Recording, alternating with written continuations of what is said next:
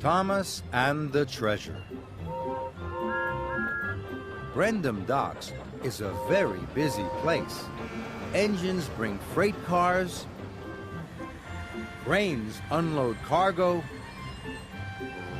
and ships bring visitors. One day, Thomas had to collect a very important visitor, the Admiral. Thomas was to take the Admiral to open the new Maritime Museum. It was a museum all about the sea. Salty was excited. The Admiral is always looking for the lost pirate treasure of Sodor, he said. Pirates? Scoffed James. Treasure? Huffed Emily. Yes, said Salty, but no one has ever found it. Salty told them there were 3 clues. First, find the eagle of the mountains. Its beak will point to the clouds, not in the sky. Then, those clouds will lead to the skull and crossbones. And there, you'll find the treasure, me hearties. Eagle, clouds, skull and crossbones, tooted Thomas excitedly. I'm sure I could solve those clues. Emily and James thought it was all nonsense, and that made Thomas cross. Just then, the Admiral arrived. Thomas puffed off to collect him. The Admiral had to be at the museum in time for the grand opening. Thomas felt very proud to be taking him.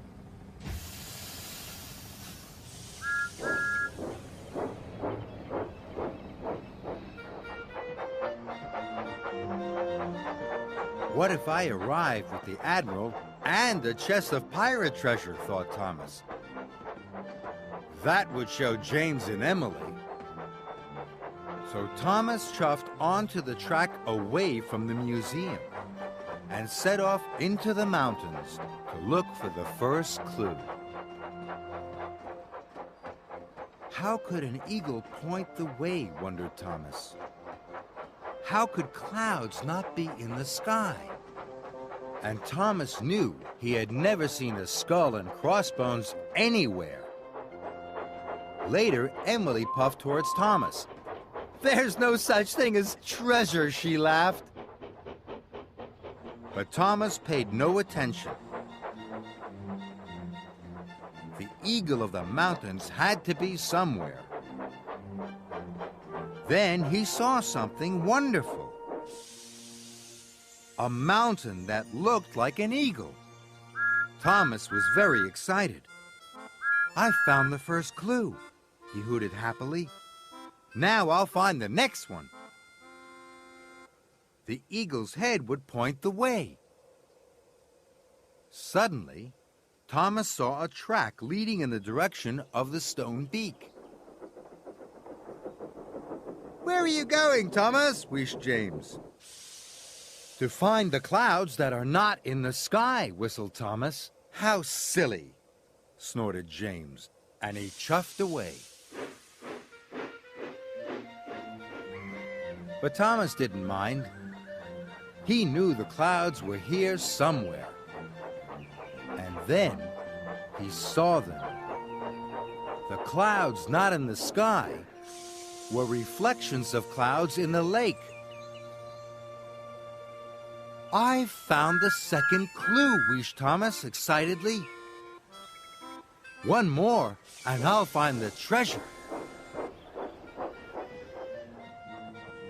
Thomas looked for a long time, and he forgot all about the Admiral. Then Harold arrived, with Sir Topham Hatt. "The Admiral is late for the opening of the museum," he boomed crossly. "You have been unreliable," added Sir Topham Hatt. "Harold will now take the Admiral to the museum."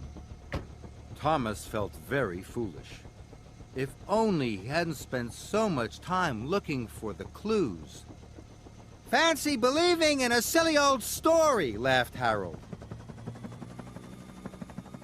"Everyone thinks I'm silly," huffed Thomas. but I still believe there's treasure. Thomas puffed sadly along the track away from the lake.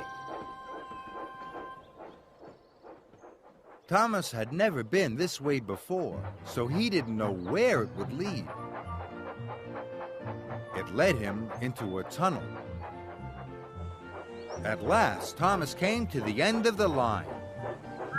He was surprised. There were all the other engines. And there was the Admiral. I am very proud to declare the new Maritime Museum open, he announced. Everyone cheered and whistled. Then Thomas saw something even more exciting. That's it, Thomas tooted. The pirate treasure's right here. Don't be silly, huffed Emily. Everyone knows it's just a silly old story, snorted James. But Thomas knew he was right. I followed all the clues, he puffed proudly. And you have found the skull and Crossbones, cried the Admiral. Everyone was surprised. Someone get me a shovel! The Admiral was so excited he dug for the pirate treasure himself. He found a big wooden chest. Inside was the pirate treasure.